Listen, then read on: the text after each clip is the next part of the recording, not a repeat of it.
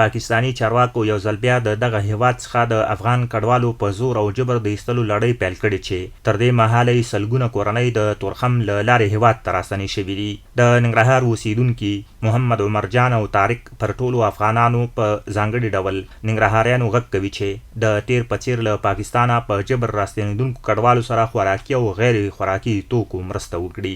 دوی وایي پاکستان زموږ هیوادوال شړلي دي، که یوه ډوډۍ ولرئ نیمه یې هغوی ته ورکئ او که دوه نو یوه هغوی ته ورکړئ.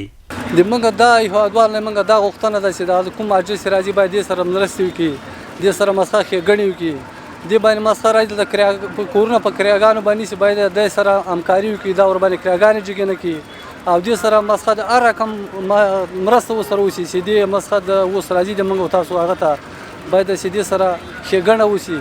4 سړی د پاکستان کم مهاجرین نازي راشړیا باید چې دلته کراګانې پې زیاته نه کړي، دا زموږ خلک او نور ورسره مرسته ورسره وشي، ډوډۍ جامه د څه شي کومک مرسته باید چې ورسره وکړي. میرزمان خان او قیس عظیمي وایي له سوداګرو څخه مو هیله ده چې دوی ته د ژوند اسانتیاوې برابرې او د تیر په څیر ورسره هر برخه کې مرستې وکړي او دغه راز له کډوالو غوښتنه کوي چې خپل هیواد ته په ډاډه زړه راستانه شي.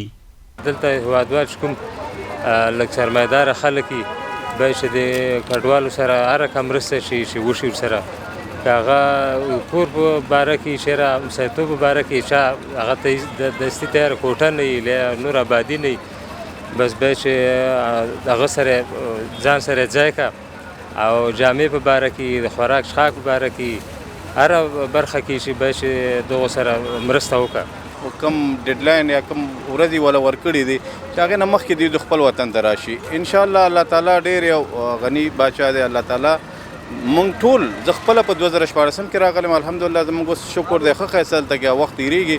زما خپل افغانانو ته دا خصوصا دغه توصیه ده چې راشئ په دې خپل وطن کې پاتې شئ، خپل وطن کې کار وکړئ، روزګار وکړئ. انشاءالله داسې نه ده چېرې هر سړی دې راشي د بلډینګونو مالک دې شي، هر سړی دې راشي مثال دلته د موټر مالک چې عادي کارونه دې شروع کړي. انشاءالله دا په وخت سره به ټول خوشحاله. له پاکستان څخه د افغان کډوالو د ایستلو لړۍ د تېرې شنبې ورځې پیل شوې او تر دې وخته زرګونه کسان د تورخم له لارې هیواد ته راستانه شوي دي.